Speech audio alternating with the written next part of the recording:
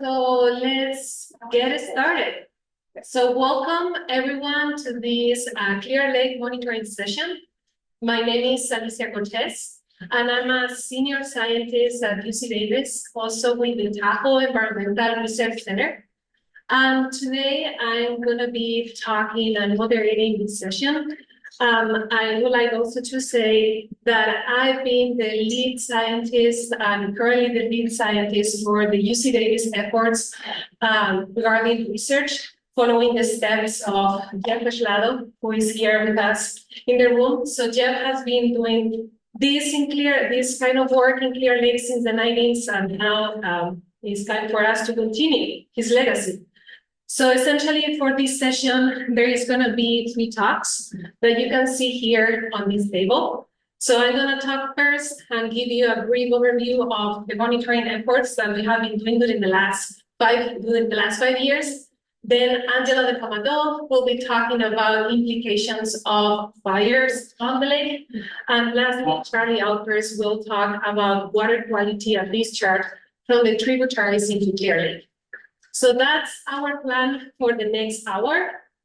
And with that, I will just jump right into it, talking about my presentation, which is going to describe the continuous high-resolution in-lake monitoring program in Clear Lake that we started in 2019. And I would like to say that today I'm going to provide a very high-level overview of what we have been doing.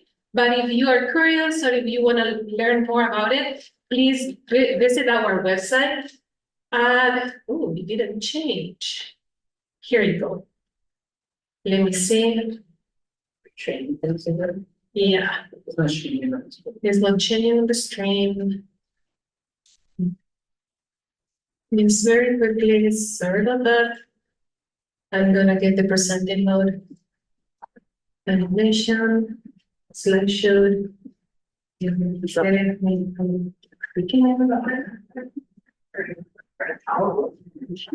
See, I spoke too soon. I was like, cool, I don't gotta do anything. Are you on the sharing? We are. And we already did the sharing.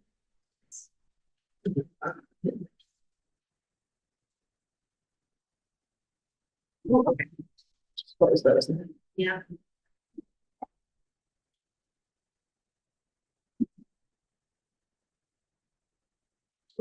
Maybe we can just change.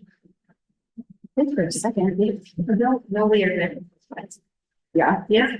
Okay. Yeah, we are. Perfect. All right. So here we are.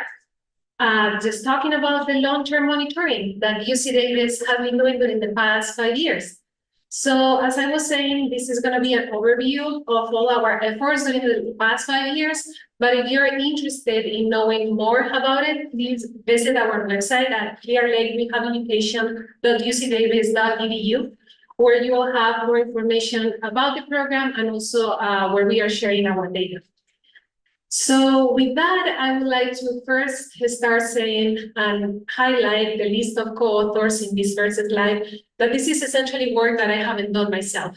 So there is a long list of people who has been helping researchers, collaborators, and students who have made this work possible. So I would like to start saying thank you to all of them.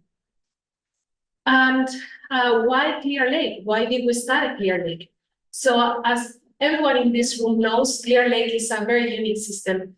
And essentially here in this first slide, I want to highlight some of those key aspects that are making Clear Lake so unique. So Clear Lake is the top contributor to the local Lake County economy through boating, fishing, swimming, and many other recreation activities. Also, it's essential for cultural activities. So we talk about that in the morning for up to 7 Native American tribes. But unfortunately, Clear Lake is impacted by many environmental challenges. And here you can see a list of those. We hear about mercury contamination this morning, the decline in native fish, which will be a topic that will be discussed tomorrow. There is also a recurrent problem with harmful algal blooms. So they are happening more and more in the basin and affecting all of us. We also have problems with wildfires, and Angela will be talking specifically about that right after me. And we have problems with shoreline habitat loss and the introduction of invasive species. And there are also a few more issues, but this is just a short list of many of the challenges that we are facing here in the basin. So essentially, when I came to Clear Lake already 5 years ago, the main question that I was asked was, what are the causes of the poor water quality in Clear Lake? And here in this diagram, I'm going to show you, like very simplistically, the three main mechanisms that could be causing that poor water quality. So first could be just because of internal processes. So essentially, the water column has a lot of algae, and there are like many biological processes and recycling of nutrients that could be affecting the water quality. Clear Lake also has a quite high number of creeks, which are adding external loading, so inputs from the watershed. But there is also a very heavy loaded layer of sediments that could be adding nutrients from this part of the lake, from the sediments. And what I mean the internal loading, I would like to highlight that it's not only nutrients, also the sediments are layered, in which there are processes such as the mercury production that we hear this morning, or the addition of heavy metals that could be impacting the water quality in the lake.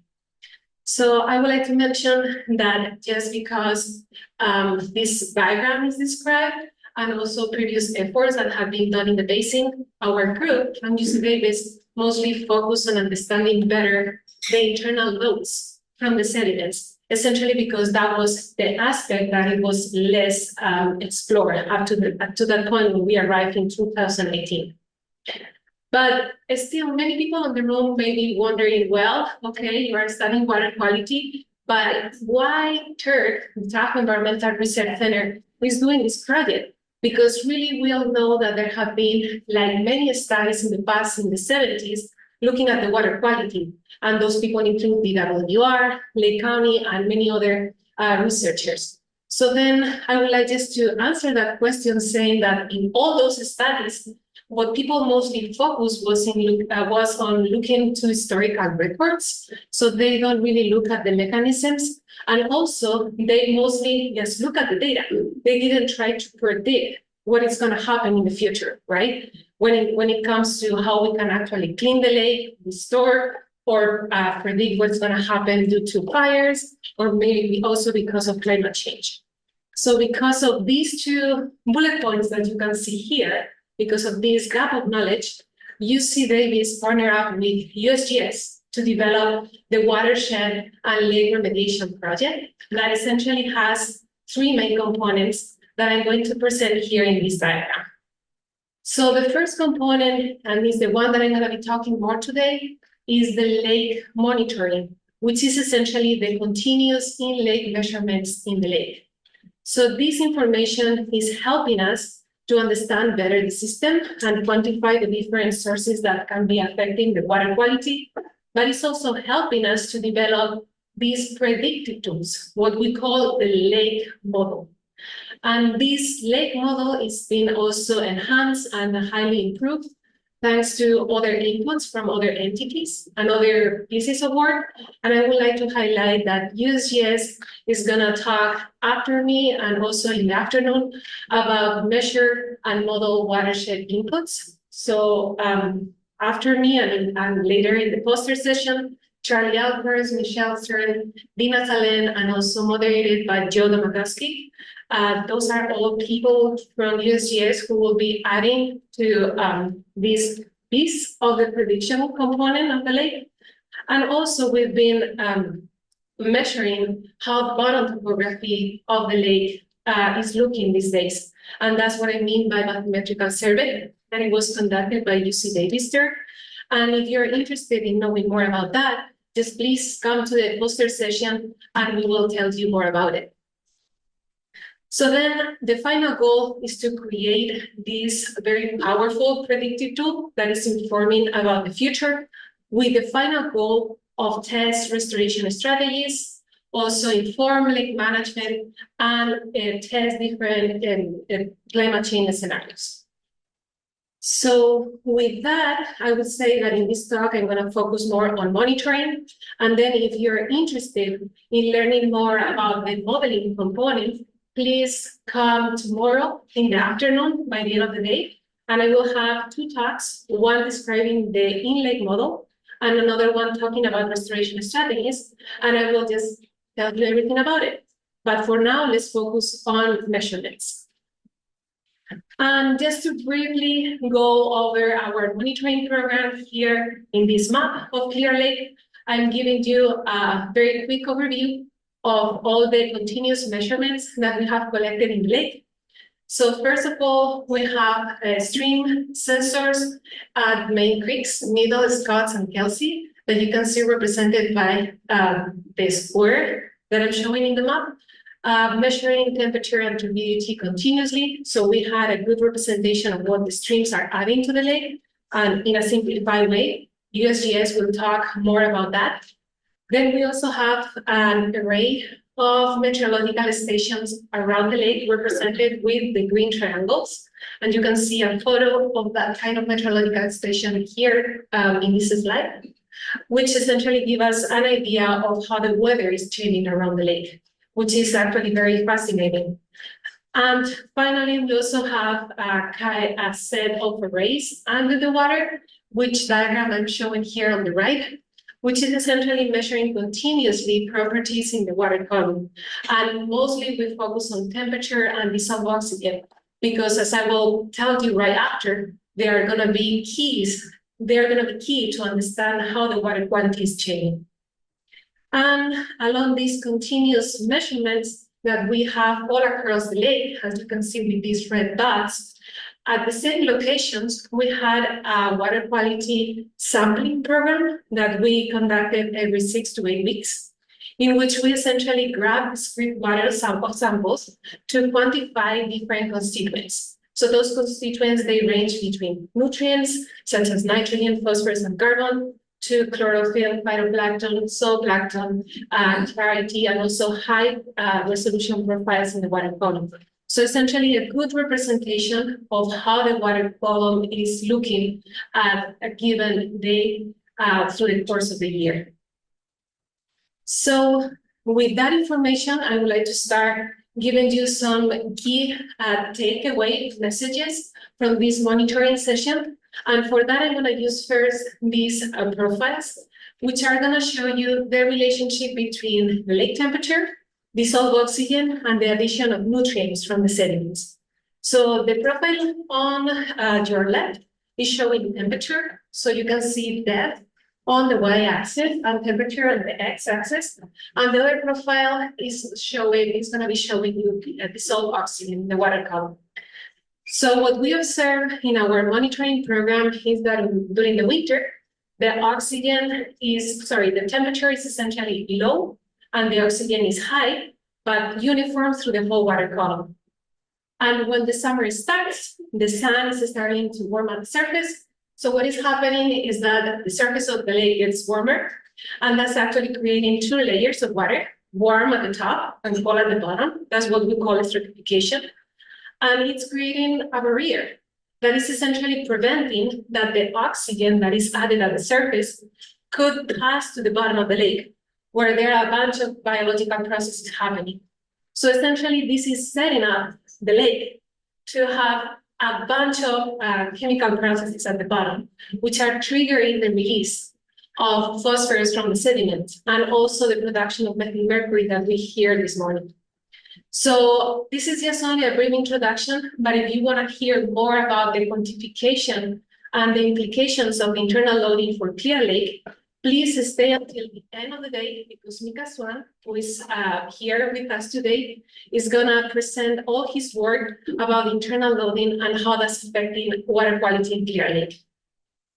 But for this talk, I would like to stay focused on oxygen, because that's essentially the main topic that I would like to keep and continue talking through my talk. And here, just to show you how the oxygen is changing in Clear Lake, I'm going to show you some diagrams that are essentially showing the spatial and temporal variability in Clear Lake over the 5 years that we've been monitoring the lake.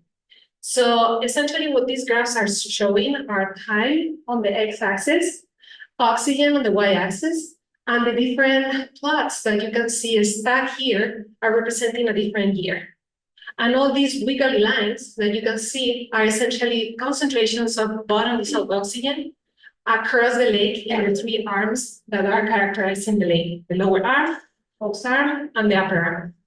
So essentially, some main take-home message from all this information that I'm displaying right now in front of you is that there is limited spatial variability across the three basins. Still, there is some, particularly during the winter, which is very interesting, but that would be probably a whole new talk. So I will dive in more into that. And there is also a temporal variability of that oxygen, which is very interesting. What we essentially see is that during the winter, between November and May, the oxygen normally remains quite high, about this threshold of 3.5 milligrams per liter that I mark here with this dashed line. But during the summer, between June and October, that is the season that we are all suffering from, like all the water quality issues, the oxygen remains low, below this threshold of 3.5 milligrams per liter. And this oxygen variability over time in the summer actually is quite unique because essentially we see windows of 1 to 4 weeks of low oxygen, right? That you can see by all these dips. And overall, the lack of oxygen at the bottom of the lake can last up to 4 months. But I would like to highlight that it's not happening continuously, right? So it happens by waves because of this polymictic nature of our lake, which essentially means that it's mixing multiple times through the course of a year. And finally, I would like to highlight that those dips and lows in oxygen are happening at a very random times through the years, right? So essentially, it's not the same in 2019 as in 2013, and in 2023, sorry. So that's another reason why we really need to monitor our lake if we want to understand how those patterns are changing over time. And oxygen is important, as I mentioned at the beginning, for the addition of nutrients, but also it's important for the HAPs, the harmful algal blooms. And here in this, I hope that not too much information, but I'm trying to correlate bottom oxygen concentration at the top with total phosphorus in the middle and cyanobacteria concentration at the bottom. And that's a time series for the full 5 years of sampling that we had in Clear Lake. And what I would like to mostly highlight here is that there is a very good synchronism between the periods of low dissolved oxygen and high total phosphorus and also high biomass of cyanobacteria. And that was particularly very obvious in 2021 and 2022. So if you want to know more about what this means and how we actually measure that, please also stay until the end of the day and stick here for Samantha Sharp's talk, who is going to be describing more into detail how we actually measure HAPs in Clear Lake in our program and how and the tools, particularly remote sensing, that we use to quantify those concentrations. So so oxygen is important for nutrients, it's important for HAPs, but it's also important for fish, right? So they need to breathe. And that's why here I also want to give you a teaser of some of the research that we've been doing about fish and oxygen. So here in these plots, colorful plots that you can see right in front of you, you can see again time series, but in this case, in depth of different properties that are shown here on the right side of these plots. So I'm showing colorful oxygen plots on the top, and then biomass of fish in the bottom panel.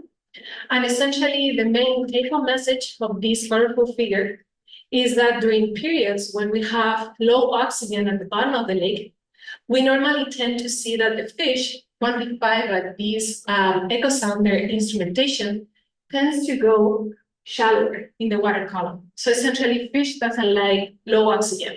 So they go up and try to stay healthy. Well, during periods when we have high oxygen through the whole water column, because it's essentially fully mixed, we can see how the fish can go down in the water column. So essentially, this is just giving us an indication of how oxygen is controlling the changes in the vertical distribution of fish and how that could be impacting the fish population in Clear Lake. So far I've been talking about fish and other different constituents. And in the next diagram, I'm gonna try to answer the first question that I had at the beginning of the talk, which is what is causing the poor water quality in Clear Lake. So the root of the problem, so far I hope that I convince you, that is the fact that we have low dissolved oxygen or hypoxia at the bottom of the lake. So this hypoxia is essentially triggering internal loading, both of nutrients, majorly phosphorus, but also the production of methyl mercury. And that low dissolved oxygen combined with the addition of excessive nutrients from the sediments is essentially triggering the HAPs, which is a major issue for the community because it's producing toxins, they are producing toxins. And then when it comes to mercury and low dissolved oxygen also combined with the HAPs, we can see how that is affecting the fish population and also causing fish kills. So overall, when we put everything in context, the combination of a system that it has not very healthy fish, methyl mercury and HAPs, we have a system that essentially it's challenged from the point of view of the human and wildlife health, that it's essentially all rooted to oxygen, to the fact that we have low oxygen at the bottom of the lake. So this is essentially our summary from the monitoring program that we had during the past 5 years. And now that we understand the reasons of poor water quality, we thought, well, so it's time to predict when these low oxygen events, these hypoxic events are happening. And for that, we have developed a simple tool that's essentially focused on meteorological forcing. And what we are doing is essentially quantify some of the main meteorological processes which are happening right between the atmosphere and the water column, such as evaporation, reflection from the clouds, or the incoming solar radiation, to essentially time and give an indication of when the hypoxia is going to happen in the lake based on how much the lake is heating or cooling, right? So we essentially use what the meteorological forcing is doing to try to give a good timing and to those hypoxic events. So this tool is actually very simple and it uses very simple data as the information that you can see here. So air temperature, solar radiation, wind speed, basic surface temperature of the lake. And it's essentially quite powerful because it can tell us when the hypoxia starts and for how long. Just because of the sake of time, I'm not going to go into all the details of how everything is calculated. But if you're interested in learning more about the method, I will ask you to go into this publication, a peer review publication in Water Resources Research, where you can see the full description of the method. But now, well, this was actually the description, but I think that I'm running late, so I'm going to skip it. And then just recap so far what we have. So we have a cause of water quality, which is low dissolved oxygen. We have a way to predict it based on meteorological forcing. So now it's time to just suggest a solution, right? And that's why UC Davis has recommended a pilot project that it's essentially trying to test a technology that is called hypognetic oxygenation, which is simply the addition of pure oxygen to the bottom of the lake.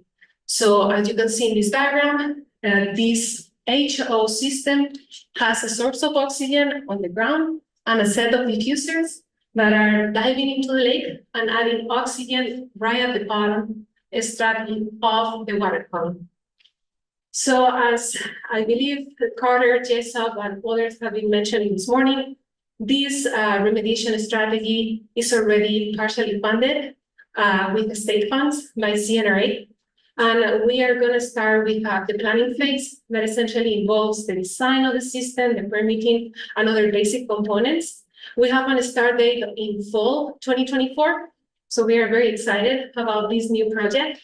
And if you want to hear more about this technology and also how we are planning to move forward, please come to the in-lake mitigation and restoration talk that I will give tomorrow afternoon by the end of the day, and you will hear everything about it. And just to wrap up this presentation, I will mention some take-home message and big takeaways. So what our program has identified is that one of the main causes of the poor water quality in Clear Lake is the low dissolved oxygen near the sediments right at the bottom of the lake. Because we identify the cause, we have been able to suggest predictive tools of these hypoxic or low oxygen events in Clear Lake, which are going to be helping us to understand how the HAPs and the methyl mercury production is going to change. And then ultimately, because we know the cause, we know how to predict it, we have recommended a solution to try to treat the lake and improve its water quality, which is called hypolimnetic oxygenation. And with that, I would like to thank essentially all the tribes for being always very supportive, for letting us do this work in the land, all our collaborators, people who have been around and really helping in this project, funding sources. Thank you for listening today, and let me know if you have any questions. Thank you.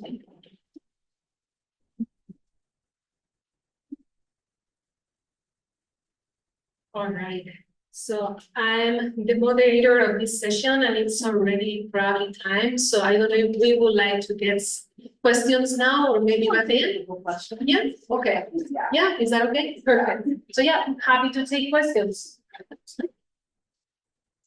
Yes. Is there anything to, because the arms, like the depth of the lake itself, like how deep it is? Yeah. And how much oxygen there is? That's one question, and then the other is if the wind makes any difference. Yeah, so the first question, just for people to know, is just how deep is the lake? The lake has a maximum depth of 15 meters, so essentially like around 50 deep, right? But it's also variable between the basins. So the eastern side of the lake is deeper. So we have the deepest spots in the Ozark, while the western part of the lake is shallower. So it's not more than 10 meters deep. So Does that affect the oxygen? So actually, if you saw, can I just use that one slide if you don't mind? So it changes, but it depends on the season. So essentially during the summer, things are very well synchronized because as opposed to what you would think, this summer is the season where you will have the strongest currents. So essentially this change between the three basins is the strongest. And is where you can see like the more synchronism in the oxygen. While during the winter, the three basins are more independent, if you wish. So that's when you see like the largest differences and not that big. And also you have to think that is when everything is more oxygenated. So changes are not that dramatic. So during the season that we care, things are very synchronized across the lake. And then the lake makes any difference, of course, it's actually the main driver. And I would like to mention that the western part of the lake is very different to the eastern side, just because of the volcano. So Conacta is playing a big role there, and it's creating recirculation that it's making the eastern side of the lake very different from the west. So the west is just really a ball that is quiet and calm. But the eastern part has like really strong resuspension processes, and any kind of currents are really impacting this side of the lake. Did I answer your question? Yes, thank you. Yeah. Thank you. Yeah, we're there. Can you explain what Kanaka is doing? Conacta is doing essentially a cyclonic vortex. So essentially it just gets the wind that is coming normally from the northwest part of the lake. The wind is hitting Conacta, right? The wind is ramping up Conacta, flowing down, and then whoa, we have a big gyre up there. And that's super beautiful. I mean, I can tell you that our model can reproduce that, the observations can reproduce that, and I wish I had more time because we actually measure velocities in the lake in a very intensive experiment, and we can see those kind of gyres or vortex, and it's just very amazing. It's one of the more beautiful things about Clear Lake. Did I answer your question? Great, perfect. Yeah, I don't know if this really ties in, but I understand there's like some geothermal activity, you know, around that conductivity, and then also the reason like so long as they're shifting. Does any of this play a role, or has it ever been nature to So that's actually a great question, and I don't really have a good answer to that. But what I have been observing is that the sediments may be adding some heat to the lake, but I don't have probably like good data to confirm what I'm saying. So essentially, I think that the geothermal activity may be really essential for the overall heat budget in the lake, right? Which ultimately is going to impact the currents, but I don't have good data to correlate that because essentially we were focused on the water column, not on the sediments. So I wish I had a better answer, but essentially we do speculate that it's making an impact. Yeah, thank you for the question. Yes. What is the depth for the water? The water depth where the oxygen goes low. So essentially the layer that gets an oxygen is as thick as 2 meters roughly. So the gradient is just between like bottom and 2 meters of the bottom, but there is actually a gradient, which is very interesting. So normally our instruments were around 0.5 meter of the bottom. So that's where I essentially show data for you. But if we keep looking at the oxygen at higher depths, we still see low oxygen at up to like 2 meters of the bottom. And our profiles, they also show that gradient. So the gradient also depends on the season and the arc. But roughly, I can tell you that the lowest oxygen is at that 0.5 meter at the bottom. Matter how deep. So it matters how it stratifies the lake. So that layer of anoxia is really controlled by these 2 layers of warm and cold water that I mentioned before. So essentially, depending on the degree of the stratification and how deep the top warm layer is compared to the cold water, that's where we see the threshold. Does it make sense? Perfect. Thank you for your question. And maybe we need to move on. Sure. Yeah. Perfect. You know, I don't want this to be like too much over time. I know that we are on a tight schedule. So now our next speaker